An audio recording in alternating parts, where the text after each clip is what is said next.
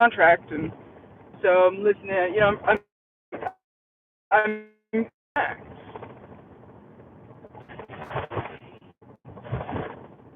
so I don't know what was missed in that like reconnection thing, but because the phone didn't work right. But doing a lot now. I'm in my car. I'm driving, and I was like real estate, thinking, kind of thinking a little bit about some content that I wanted to put out today. However, in the navigation of my thinking of putting out content, what happened was I drove by Highland High School, and like next year, my kid's gonna be in high school. He's not going to Highland, but he's gonna be in high school. So I'm just thinking a lot about him lately, and he's 14.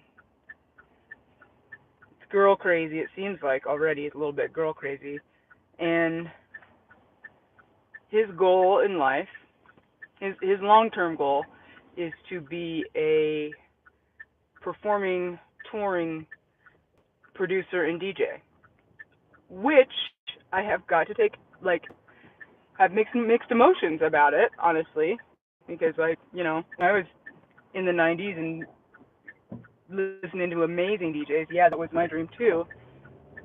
But this kid's like insane. Like he's so good at.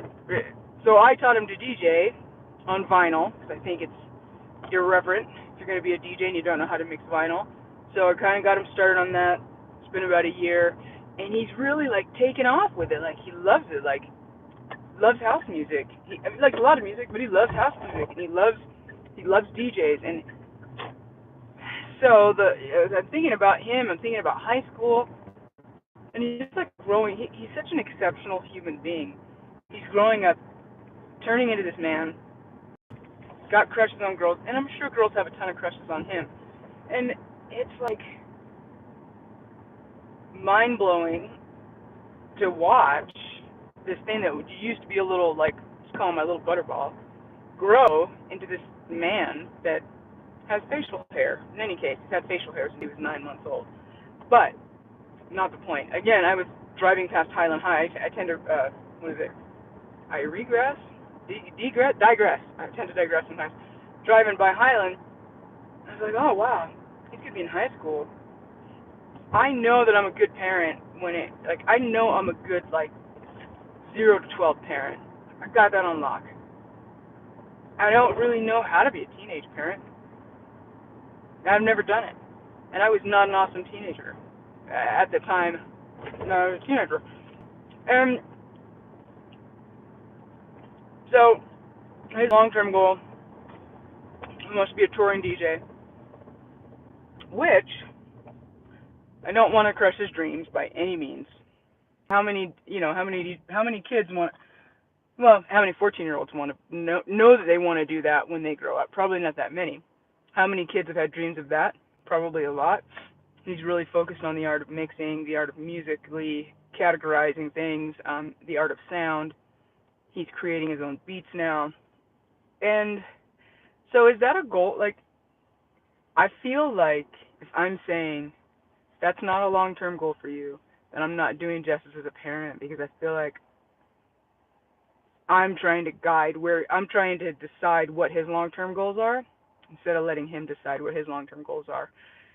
So my perspective on it is great, awesome. Go to college, study business and music engineering.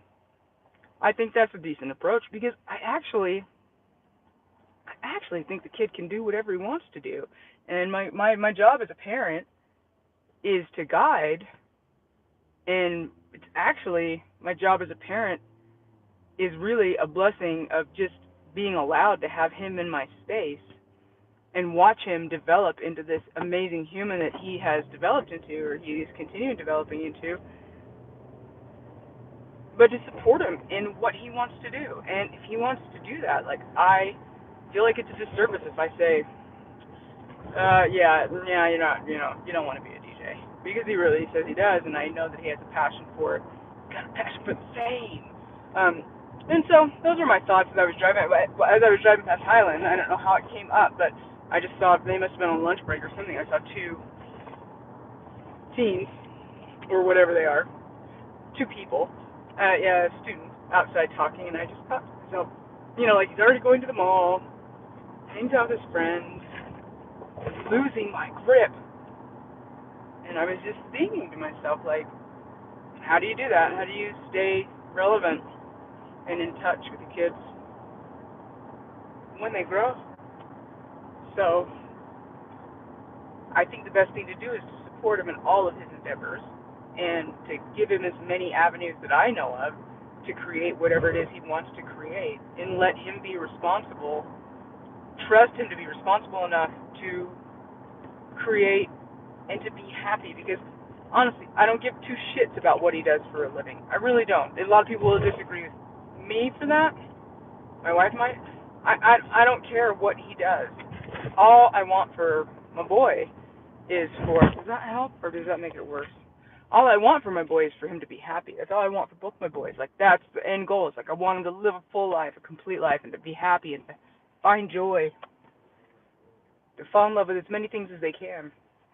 And so I guess I was just getting nostalgic, driving by the school, or driving by that school. Again, he's not going to Highland High, but he's going to be going to East. But driving by that school and just thinking, next year that's him.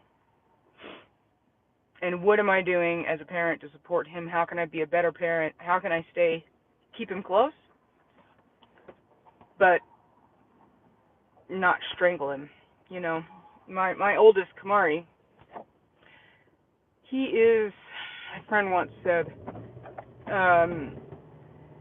you get that feeling sometimes that something's so cute, it's like a kitty. You want to strangle it. You want to squeeze it so tight, but you're going to kill it. And so I know that's what will happen if I try to hold him too tight. I just got to trust in the universe, trust in him, trust in everything, that he's fine. And that he's blessed and well, I already know he's highly favored. He's my son.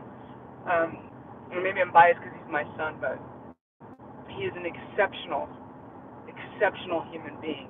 And so, as I was driving by Highland High today, although I thought I would be posting something about real estate today, but ends up big old ball baby and talking about my kids. One of them, new food place coming. But yeah, those are my thoughts. Like, how do I do my best to support him? He supports me in, I moved into real estate, which is a huge career change after being in retail, like grocery, for a long time, and he supports every single thing. He's always like, Auntie, don't be nervous, just be awesome. Don't be nervous, just be awesome. That is his mantra. That has been my mantra since he said that to me. And I've got to trust him, and I've got to trust the universe. I know this internally, but it's hard to let go of your baby when they're still your baby. In any case, those were my thoughts in my, 10-minute drive to work, and it just came on so spontaneously that I was like, holy shit, I better share this real quick before it's gone out of my brain forever. So, trusting my son, supporting him in his big long-term goals. He wants to be a DJ and producer, then so be it. He can be a DJ and producer. I did tell him, however, look, as a producer, you're going to have more leverage, which you are. As a producer, Dr. Dre, everybody wants to work with Dr. Dre. I'm using it as a metaphor. So as the producer, he has leverage because everybody wants to work with him. Now, there's about 50,000 unsigned artists that want to work for him, right? And so they have to hustle harder to get in with him. So producing, and he can still DJ. I mean, he can still do hip hop. He can still be a businessman. But he's a producer. And so he's a producer first, and then does the rapping and all that kind of stuff. And businessman has done that later, not later, but in conjunction with, and he has leverage, as does Quincy Jones. Quincy Jones, how many artists want to work with Quincy Jones? Probably a lot of them. Now, Quincy Jones, who has the leverage? Quincy Jones has the leverage. He's a producer. He'll pick and choose who he wants to work for. So that's kind of the angle that I took with Kamari when I was talking to him about it, and just giving him some guidance and some advice. And so if you think, well, I don't know. I'd love to hear what you think about it. So drop a line. If you see this, drop a line. Tell me what you think about it. That's my parenting moment of zen. Peace out. I know, how do you